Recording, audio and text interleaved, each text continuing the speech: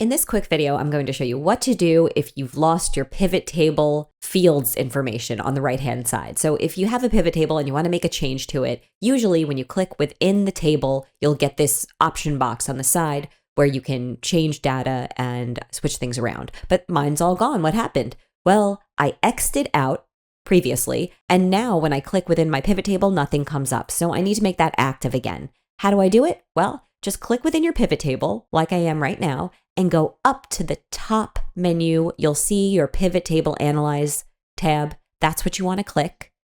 And then if you go to the right side here, you'll see that Field List is unselected. The two next to it are selected, but not Field List. That's what we need to select. That'll get our field options back. If I select that, there we go. I've got my pivot table fields and I can make changes as needed. So I wanted to add material as a filter. So I popped that back in there. Everything's changed. Just one thing, if you have a filter, make sure select multiple items is checked off so that you can use that filter appropriately. And that's it. I hope this helped you guys get back that option box. I was stumped in the beginning, but it's a pretty simple fix. And if it helped you, please give this video a like. Check out my playlist in Excel for more tips and tricks like this. And thank you so much for watching. If you want to support me and see what I've been working on, check out my explainer video channel.